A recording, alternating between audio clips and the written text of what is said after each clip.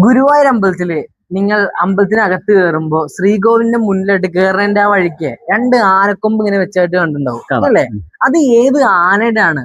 എന്തുകൊണ്ടാണ് ആനക്കൊമ്പ് അവിടെ വെച്ചിട്ടുള്ളത്? അതിനെ പറഞ്ഞ ചരിത്രമുണ്ട്. അത് ചരിത്രം ഏത് ആനയാവും അല്ലെ? അതെ അതെ, അറിയണ്ടേ നമുക്ക് അറിയണ്ട നമുക്കൊന്ന്. ബി ആർ ഗുരുവായൂരിന്റെ പുതിയൊരു വീഡിയോയിലേക്ക് എല്ലാവർക്കും സ്വാഗതം. സ്വാഗതം.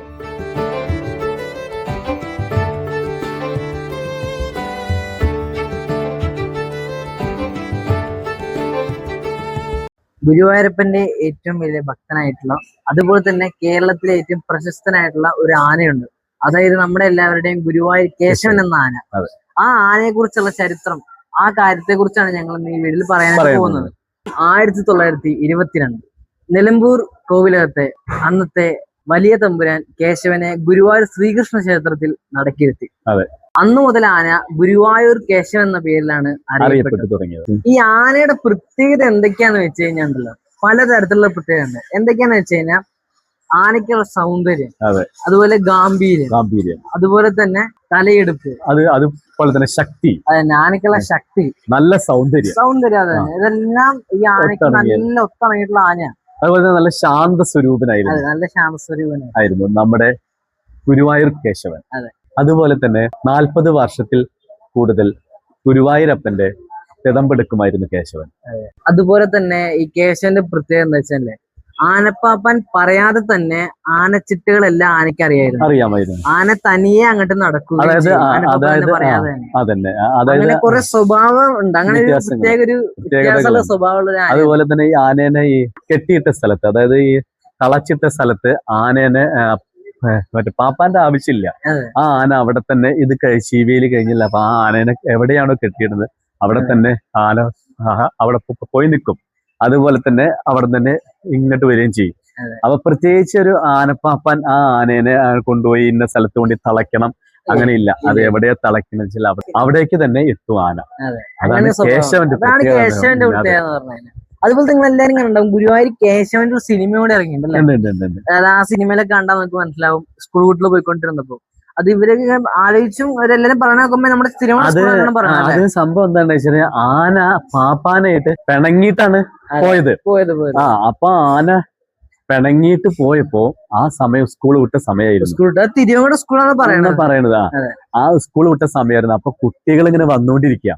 അപ്പൊ ഈ ആന ഇവിടെ നിന്നും വരിക. അപ്പൊ ആനയെ കണ്ടപ്പോ കുട്ടികളെ പേടിച്ചു. അപ്പൊ ആന എന്താ കാണിച്ചു, ആന സൈഡിലോട്ട് ഇങ്ങനെ നിന്ന് കൊടുത്തു. അപ്പൊ കുട്ടികളോട് എന്നിട്ട് മറ്റേ പൊക്കോളാൻ പറഞ്ഞു. അപ്പൊ കുട്ടികൾ പോയതിനു ശേഷം പിന്നെ ആനണ്ട് പോയത്. അത്രയും ബുദ്ധിശക്തിയുള്ള ആനയായിരുന്നു.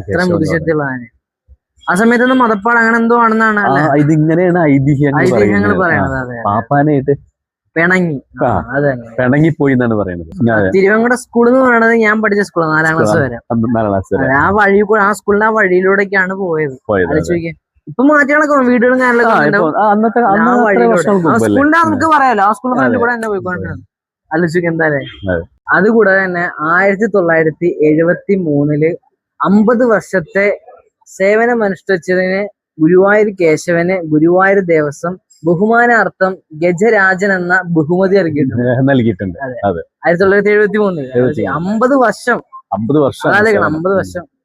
അതുപോലെ തന്നെ ഗുരുവായൂർ കേശവൻ ജനിച്ചത് 1904 അതെ, അങ്ങനെ ഒരു സംഭവം കൂടെ ഉണ്ട്. അതുപോലെ തന്നെ 1976 ഡിസംബർ മാസം 2-ാം തീയതി പുലർച്ചെ 3 മണിക്ക് അല്ലെ, അന്ന് ഏകാദശിയും കൂടിയാണ്, ദിവസം കൂടിയായിരുന്നു. അന്നാണ് കേശവൻ ചെരിഞ്ഞത്. അന്ന് കേശവന് 72 വയസ്സാണ് പ്രായം. 72 വയസ്സ്. അതിനുശേഷം പിന്നെ എല്ലാ വർഷവും ഗുരുവായൂർ കേശവൻ അനുസ്മരണ ചടങ്ങ് നടക്കാറുണ്ട്. എല്ലാ വർഷവും നടക്കാറുണ്ട്. അതായത് ആനകൾ ആനക്കോട്ടയെന്ന് ഒരു ഘോഷയാത്ര പോലെ ആനകൾ വരും. എന്നിട്ട് നമ്മുടെ കേശവന് പുഷ്പാർച്ചന, മാല ചാർത്തൽ, അങ്ങനെയുള്ള കാര്യങ്ങളൊക്കെ ഉണ്ടാവാറുണ്ട്. അനുസ്മരണമായിട്ട് അത് ഇന്നും ആഘോഷിക്കുന്നുണ്ട്.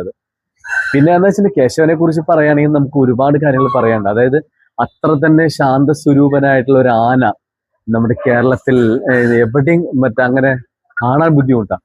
കാരണം ആ ഒരാളെ പോലും ഉപദ്രവിച്ചിട്ടില്ല. ഒരാളെ പോലും ഉപദ്രവിക്കാത്ത ഒരു ആനയുടെ അത്രയും ശാന്തനായിരുന്നു ആന. ആരെയും ഉപദ്രവിക്കും. പാപ്പാന്മാർക്കാണെങ്കിലും കൊണ്ടു നടക്കാൻ സുഖമാണ്. ഇപ്പൊ നമ്മള് നേരത്തെ പറഞ്ഞ പോലെ തന്നെ പാപ്പാന്റെ ആവശ്യമില്ല. ഇപ്പൊ ആനേനെ എവിടെ നിന്നാണ് അഴിച്ചുവിടുന്നത് ആനയ്ക്കറിയാം ആ സ്ഥലത്ത് തന്നെ പോയി നിന്നോളൂ, അത് വേറെ എവിടേക്കും പോകില്ല ആന. അത്രയും നല്ല ആനയായിരുന്നു കേശവൻ എന്ന് പറഞ്ഞത്. അതെ, അത്രയും ശാന്തനായിട്ടുള്ള, അത്രയും സ്നേഹമായിട്ടുള്ള, സ്നേഹത്തോടെ ആൾക്കാരോട് ഇണങ്ങി നിൽക്കുന്ന ഒരു ആനയായിരുന്നു ഗുരുവായൂർ കേശവൻ എന്ന് പറയുന്നത്. ഈ കേശവന്റെ ആനക്കൊമ്പാണ് നമ്മുടെ ശ്രീകോവിലിന് മുന്നോട്ട് കിടക്കുമ്പോൾ രണ്ട് സൈഡിലായിട്ട് ഇങ്ങനെ ഒരു ഷേപ്പിൽ വെച്ചിരിക്കുന്നത്. അത് ഞാൻ തുടക്കത്തിൽ പറഞ്ഞത്. അത് എന്നാൽ ഗുരുവായൂരപ്പന്റെ അത്രയും നല്ല ഭക്തനാണ്, ഏറ്റവും അടുത്ത ഭക്തൻ. അത് ഗുരുവായൂർ ഏകാദശിയുടെ അന്നാണ് ആ കേശവൻ എന്ന ആന ചെരിഞ്ഞത്. അപ്പോ അന്നേരം കേശവന്റെ മുന്നിൽ ഭഗവാൻ പ്രത്യക്ഷപ്പെട്ടു എന്നൊക്കെയാണ് ഐതിഹ്യങ്ങളിലുള്ളത് കേട്ടോ. കാരണം അത്രയും ഭഗവാനോട് അത്രയും അടുത്ത് നിൽക്കുന്ന ആനയായിരുന്നു ഗുരുവായൂർ കേശവൻ എന്ന് പറഞ്ഞാല്.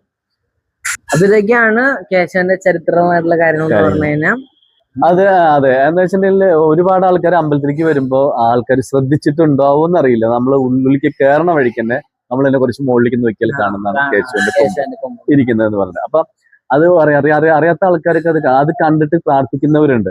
അത് അത്രയും ഒരു ഇഷ്ടത്തോട് കൂടിയിട്ട് അങ്ങനെയൊക്കെ ഉണ്ട്. അപ്പൊ എന്ന് വെച്ചിട്ടുണ്ടെങ്കിൽ അപ്പൊ അങ്ങനത്തെ ഒരു ആനയെ കുറിച്ചാണ് അനുസ്മരണം ഇവിടെ ഉള്ളത്. അപ്പൊ അത് ഭയങ്കര സംഭവമാണ്. അതെന്ന് വെച്ചാൽ എല്ലാവരുടെ ഈ നമ്മുടെ ഈ കേശവനെ അറിയുന്ന ആൾക്കാർക്ക്, കേശവനെ കുറിച്ച് അറിയുന്ന കേശവന്റെ ചരിത്രത്തെ കുറിച്ച് അറിയുന്നവർക്കും കേശവൻ ആനയെ കുറിച്ച് ഭയങ്കര ഇഷ്ടം എല്ലാവർക്കും. കാരണം അത്രയും ശാന്തസ്വരൂപനായിട്ടുള്ള ഒരു ആനയെ നമുക്ക് കാണാൻ കിട്ടില്ല എന്നുള്ളത് തന്നെ പറയാം. അത്രയും അടിപൊളിയാണ്. അപ്പൊ അതുകൊണ്ടാണ് അതിന്റെ പേരിൽ അനുസ്മരണം കാര്യങ്ങളൊക്കെ ഉള്ളത്. അപ്പൊ നമുക്ക് ഇനി അടുത്തൊരു വീഡിയോയുമായി വീണ്ടും കാണാം. അതുവരേക്കും നന്ദി, നമസ്കാരം.